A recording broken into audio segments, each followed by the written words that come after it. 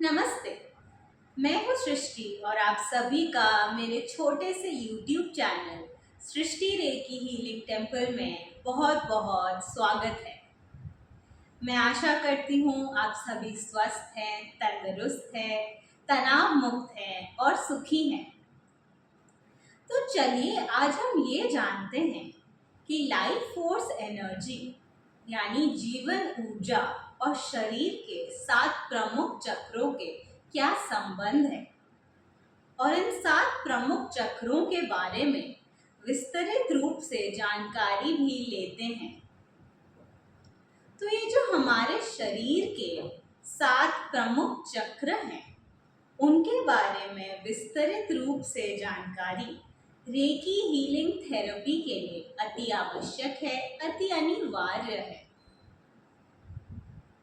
ये life force energy या जीवन ऊर्जा के 7 प्रमुख केंद्र हमारे शरीर में रीढ़ की हड्डी के निचले हिस्से से लेकर के सर के ऊपरी हिस्से क्राउन तक के अंदर जो स्थान है वहीं पर स्थित है।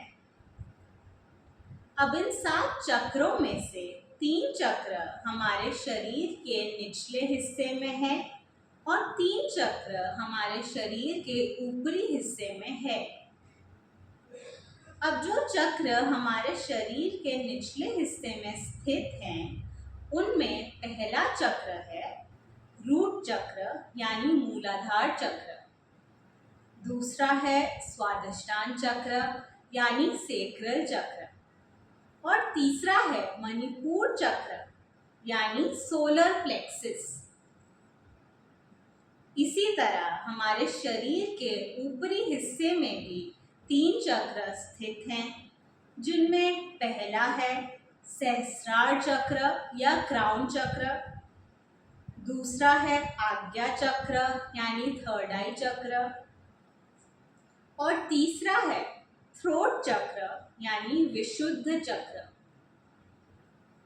अब इन ऊपर के 3 चक्र और नीचे के 3 चक्र के बीच में एक और चक्र स्थित है जिसका नाम है अनाहत चक्र या हार्ट चक्र। अब आप सभी एक बार फिर से अच्छी तरह से समझ लीजिए। हमारे शरीर के रीढ़ की हड्डी के आधार से लेकर के सर के ऊपरी हिस्से या सर के मुकुट तक के अंदर जो स्थान है वहां पर हमारे 7 प्रमुख चक्र स्थित हैं। इसका अर्थ यह है कि हमारे बेस ऑफ स्पाइन से लेकर के क्राउन ऑफ हेड तक के अंदर जो स्थान है वहीं पर हमारे 7 चक्र स्थित हैं। अब इन 7 चक्रों में 3 चक्रों की ऊर्जा यानी ऊपर के 3 चक्रों की ऊर्जा और नीचे के 3 चक्रों की ऊर्जा आकर के हमारे अनाहत चक्र में मिलते हैं, एक हो जाते हैं। अब ऐसा इसीलिए होता है क्योंकि जो अनाहत चक्र है वो ऊपर के 3 चक्र और नीचे के 3 चक्र के बीच में स्थित है। तो ऊपर के चक्रों की शक्तियाँ और नीचे के चक्रों की शक्तियाँ अनाहत चक्र में एकाकार हो जाते हैं, यानी पृथ्वी और आकाश अनाहत चक्र में मिलते हैं, एक हो जाते हैं।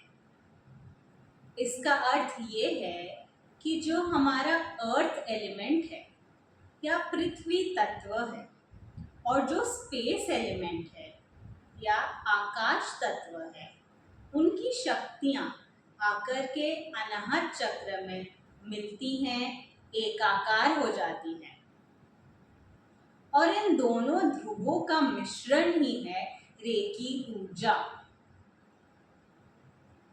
ऊपरी तत्व क्राउन चक्र से होते हुए, थर्ड आई चक्र से होते हुए, थ्रोट चक्र से होते हुए अनाहत चक्र में आकर के मिलते हैं, एक हो जाते हैं और ये शिव का रूप है। इसी तरह अर्थ एलिमेंट नीचे से होते हुए यानी रूट चक्र से होते हुए, सेक्रल चक्र से होते हुए, सोलर प्लेक्सस से होते हुए आकर के हार्ट चक्र यानी अनाहत चक्र यानी हृदय चक्र में मिलते हैं, एक हो जाते हैं और ये शक्ति का रूप है। अब हमारे अनाहत चक्र में ये दोनों शक्तियां मिलती हैं, एकाकार हो जाती हैं और बैलेंस हो जाती हैं। बैलेंस होने के बाद ये शक्ति रेकी चैनल के दोनों हाथों से निकलती है और इसी ऊर्जा को हम रेकी ऊर्जा के नाम से जानते हैं। आज मैं आप लोगों को रेकी ऊर्जा, 7 चक्र, जीवन शक्ति के संबंध में इतनी ही जानकारी देना चाहती हूँ। आगे आने वाली वीडियोस में मैं आप लोगों को 7 चक्रों के पोजीशन, उनके कलर, उनसे जुड़े एलिमेंट्स, इन सभी के बारे में डिटेल में जानकारी दूंगी। यदि आपको मेरी कही कोई बात अच्छी तरह से समझ नहीं आई या आपको कोई डाउट है, कोई क्वेरी है, तो आप लिख करके मुझे कमेंट सेक्शन में बताइए और मैं उसका आंसर आपको अवश्य दूंगी।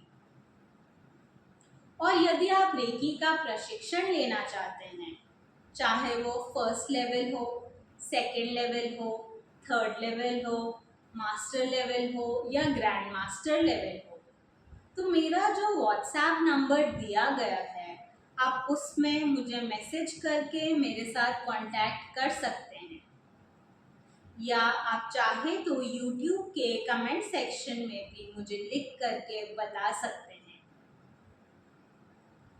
मैं आशा करती हूँ आज का ये वीडियो आप लोगों को पसंद आया।